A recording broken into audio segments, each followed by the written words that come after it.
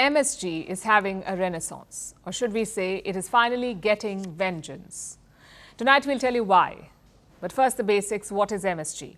Our story begins in the year 1907 when a Japanese chemist boiled down edible seaweed to extract what's called glutamate. Glutamate gives foods a brothy, savory flavor. The chemist called this taste umami. In fact, he coined the term. Then he took the glutamate and reduced it to a white crystallized powder. This powder is called MSG, that's short for Monosodium Glutamate, or MSG. It is added to food just like salt and sugar. MSG is a flavor enhancer. It gives food the umami taste. Soon after the discovery, a Japanese company started manufacturing MSG. The company was called Ajinomoto. Now, Ajinomoto is to MSG what Xerox is to photocopies. They become synonymous. The product has become synonymous with the brand. So MSG was being mass-produced. It was winning awards. As a prized addition to middle-class kitchens, it was a global hit.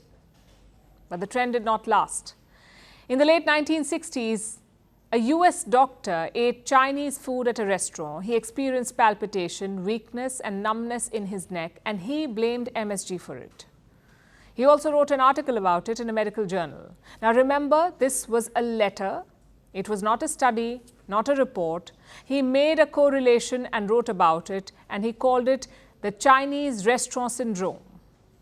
Now you know the rules. Give anything a funky name and it takes off. The doctor's words had a ripple effect. The world over, restaurants swore off MSG. People blamed it for their discomfort. Other researchers jumped on the bandwagon and substantiated this claim.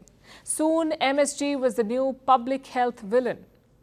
So in a gist, there was a teaspoon of medical legitimacy, a tablespoon of assumption, and a dash of racism. This was a recipe for disaster. But about half a century later, vindication finally came, and it was sweet, or shall we say, it was high in umami. Decades of scientific trials have failed to prove that MSG sensitivity exists. Newer and more extensive research says this ingredient is safe. There is no evidence that says otherwise. Experts say the ingredient was wrongly maligned, and governments around the world have listed MSG as safe. This is not to say that all the claims were bogus. People can be sensitive to MSG, just as they can be sensitive to any food. They can experience headaches, chest pains, or numbness when consuming high levels of this ingredient. But even then, such reactions are rare. They're typically mild, and they go away without treatment. So experts say MSG is not dangerous. In fact, it may help you. It contains about 12% sodium. Salt, on the other hand, has 40% sodium. Now, let me state the obvious. Nearly everyone on the planet consumes too much salt. On average, double the advised intake. According to the World Health Organization, if salt intake is reduced, 7 million lives can be saved by 2030. And scientists agree. In fact, they have a ready replacement in mind, and no points for guessing. Yes, it is MSG. MSG is not the perfect replacement, but the right amount of intake can reduce salt consumption by between 20 to 40%.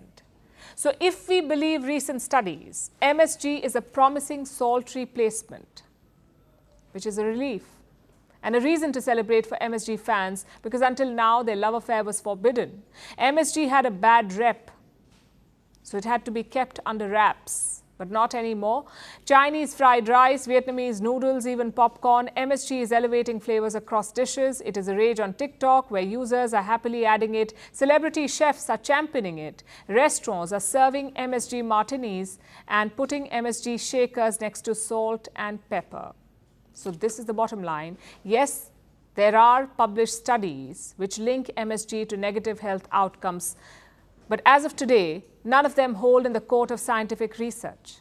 Experts and health authorities say MSG is safe. Most people can enjoy it. It may sound controversial, but it is true. Remember when Pluto was considered a planet? It was once true, but it's not anymore, because like everything else in our world, science evolves.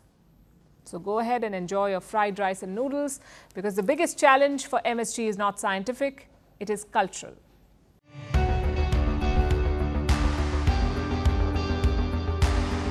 Across continents, one powerful news source.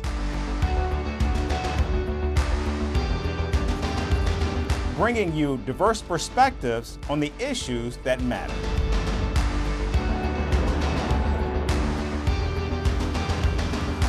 We go beyond the boundaries to give you that little extra about every sporting moment.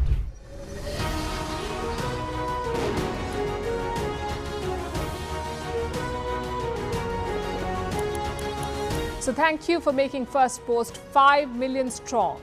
We're counting on your support, and you can trust us to bring you the news unfiltered and unvarnished.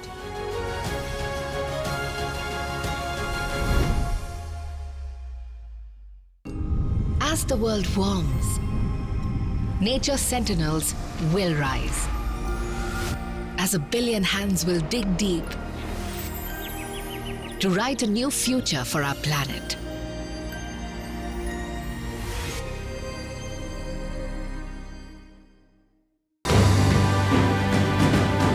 Firstpost reports from the world's second largest continent.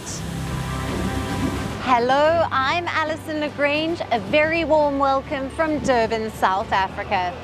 We get you the news and the newsmakers from Africa. From elections to climate change to innovations and opportunities. As the world's attention shifts, we report from Africa, the heart of the global south. Join me every weekday live on Firstpost.